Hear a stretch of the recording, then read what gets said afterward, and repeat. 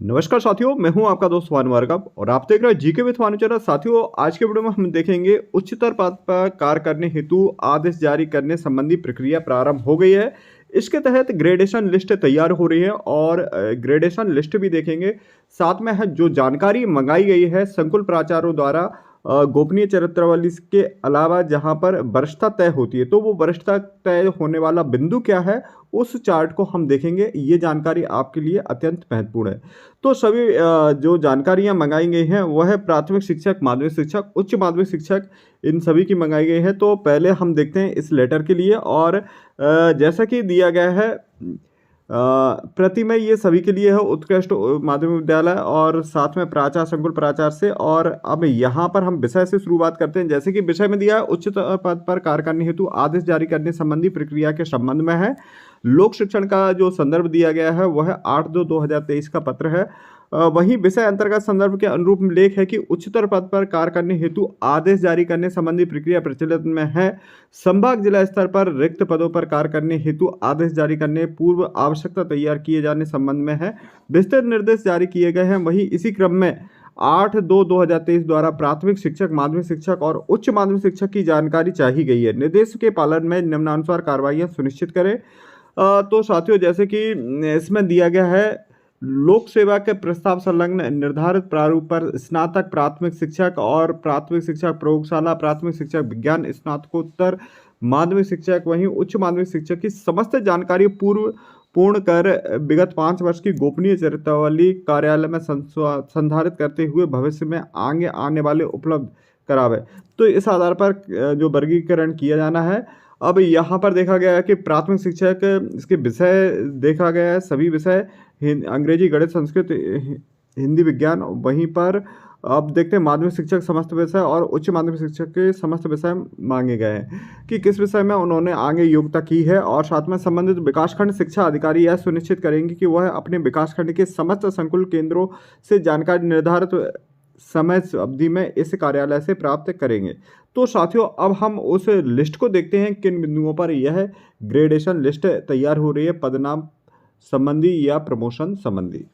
तो साथियों, अब हम देखते हैं यह जो संकुल प्राचार्य द्वारा जानकारी भर करके देना है। और इसमें सबसे पहले हम देख रहे हैं जैसे कि उच्च पद पर कार्य करने हेतु आदेश जारी करने की प्रक्रिया का प्रारूप माध्यमिक शिक्षक के लिए, इसी में हम देखेंगे प्राथमिक शिक्षक और उच्च माध्यमिक शिक्षक का। जैसा कि इसमें दिया गया है पहला जो कॉलम है उसमें राज्य स्तरीय वरिष्ठता सूची का क्रमांक लिखना है। इस वर्तमान पदांकित संस्था का नाम, लोक सेवक का नाम, यूनिक्स लोक सेवा की यूनिक आईडी, और उसके अलावा वर्तमान पद माध्यमिक शिक्षक ही लिखें जो माध्यमिक शिक्षक हैं। जैसे कि हम यहाँ पर माध्यमिक शिक्षक का देख रहे हैं योग्यता में, जैसे कि एमएससी, एमकॉम, एमए जो भी किया है, व्यावसायिक योग्यता बीएड, एमएड, बीटीसी और डीएड वगैरह, डीएलएड, ये जो भी जानकारी है उनकी वो भरना है।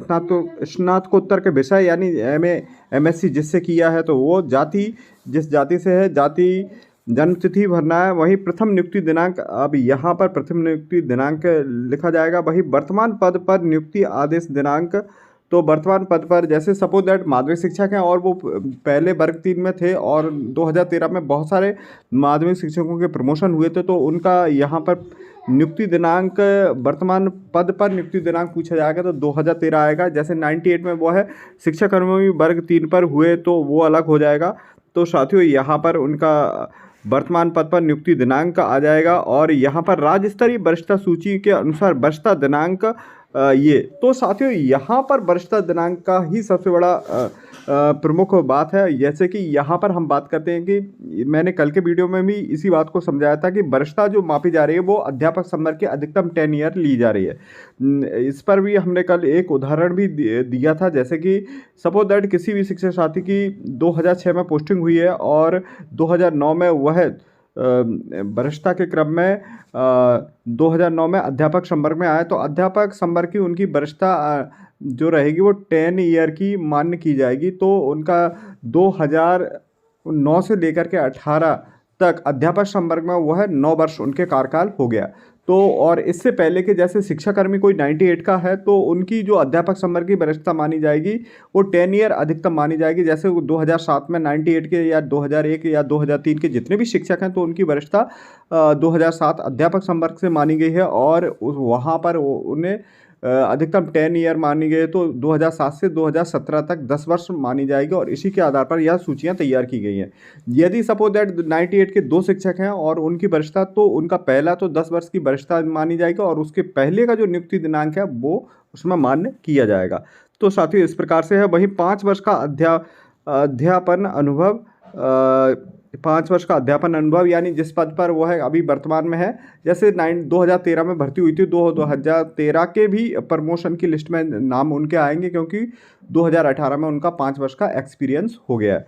तो ये वो लिखना है टोटल कितना वर्ष उन्हें उस पद पर कार्यरत रहते हो गए हैं। विभागीय जांच, गंभीर शिकायत, अपराध प्रकोष्ठ, लोकायुक्त, दंड अवधि यदि है तो वो उसका उल्लेख करना होगा। साथ में विगत 5 वर्ष की गोपनीय चरित्रावली का वर्गीकरण 2017 से 2022 के बीच की गोपनीय चरित्रावली मांगी जाएगी और यह सभी स्कूलों से इसका डाटा कलेक्ट करेंगे संकुल प्राचार्य।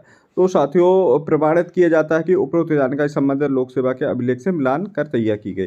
तो ये देख रहे थे हम माध्यमिक शिक्षा की। अब हम देखते हैं प्राथमिक शिक्षा का फॉर्मेट क्या है। तो उच्चतर पद पर कार्य करने हेतु आदेश जारी करने की प्रक्रिया का प्रारूप प्राथमिक शिक्षा प्रयोगशाला या प्राथमिक शिक्षा विज्ञान का, तो इनका भी लगभग सेम वही है। वरिष्ठता सूची का क्रमांक, वर्तमान पदांकित संस्था, लोक सेवक का नाम, लोक सेवक की यूनिक आईडी, वर्तमान पद और योग्यता में जो भी उनका ग्रेजुएशन है का सब्जेक्ट देखा जाएगा। प्राथमिक शिक्षा का वो स्नातक का मुख्य विषय क्या है, जाति, प्रवर्ग और साथ में वर्तमान पद पर नियुक्ति दिनांक और वरिष्ठता सूची के अनुसार वरिष्ठता दिनांक। तो साथियों ये सभी वही फॉर्मेट है जो प्राथमिक, माध्यमिक और उच्च माध्यमिक तीनों का यहाँ पर ये दिया गया है उच्च माध्यमिक शिक्षक का।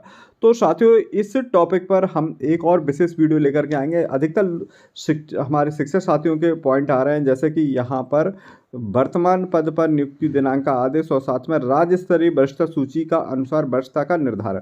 तो साथियों वरिष्ठता का निर्धारण किस प्रकार से किया गया है, कब से वरिष्ठता मानी गई है, और इस पर हम एक विस्तृत वीडियो लेकर के आ रहे हैं। तो साथियों ये आदेश था जिला शिक्षा अधिकारी सीहोर से और 9/2/2023 को जारी किया गया था। इसी प्रकार के आदेश आपके जिले से भी प्रसारित हुए होंगे। और अब हम देखते हैं ग्रेडेशन लिस्ट। तो साथियों यह ग्रेडेशन लिस्ट है कार्यालय संभागीय उपायुक्त जनजातीय कार्य एवं अनुसूचित जाति विकास जबलपुर संभाग और माध्यमिक शिक्षकों की वरिष्ठता सूची है। अंतरिम सूची है, प्रोविजनल सूची है इसे। और हम देखते हैं किस प्रकार से तैयार की गई है ये सूची। तो जैसे कि कार्यालय संभागीय उपायुक्त जनजातीय कार्य एवं अनुसूचित जाति विकास जबलपुर संभाग जबलपुर माध्यमिक शिक्षक की वरिष्ठता सूचियां हैं। और जैसे कि हम इसे अब देखते हैं किन आधार पर जानकारी बनाई गई है। इसी प्रकार के आपके जिले की या आपके संभाग की माध्यमिक शिक्षक की संभाग स्तर पर बनना है, प्राथमिक शिक्षक की जिले स्तर पर। तो ये सूचियां आप पोर्टल पर चेक कर सकते हैं और इसका हम अगला वीडियो लेकर के आ रहा है, आप किस प्रकार से सूचियां सर्च कर सकते हैं। तो साथियों जैसे कि जिला दिया गया है और विकास खंड दिया गया है, कर्मचारी का नाम, पदस्थ संस्था, संकुल का नाम भी दिया है, यूनिक आईडी और TR ID। यह शैक्षणिक की योग्यता क्या है माध्यमिक शिक्षा की, तो MSc वगैरह MA, जो भी नियुक्ति का विषय क्या है तो जिस विषय से नियुक्ति हुई है, और साथ में व्यावसायिक योग्यता, जन्म तिथि, श्रेणी, गृह जिला क्या है, भर्ती का प्रकार सीधी या प्रमोशन से माध्यमिक शिक्षक बने हैं, और प्रथम नियुक्ति दिनांक क्या है, प्रथम ज्वाइनिंग डेट क्या है, वर्तमान संवर्ग माध्यमिक शिक्षक में नियुक्ति दिनांक क्या है। तो साथियों ये माध्यमिक शिक्षक जब बने थे तो 2018 सभी का होगा। तो इस प्रकार से, और इस पर हम एक विश्लेषण फुल्ली वीडियो लेकर के आ रहे हैं। तो साथियों ये थी एक महत्वपूर्ण जानकारी। मिलते हैं इसी प्रकार के अपडेटेड वीडियो के साथ, तब तक के लिए साथियों जय हिंद, जय भारत, जय मध्य प्रदेश।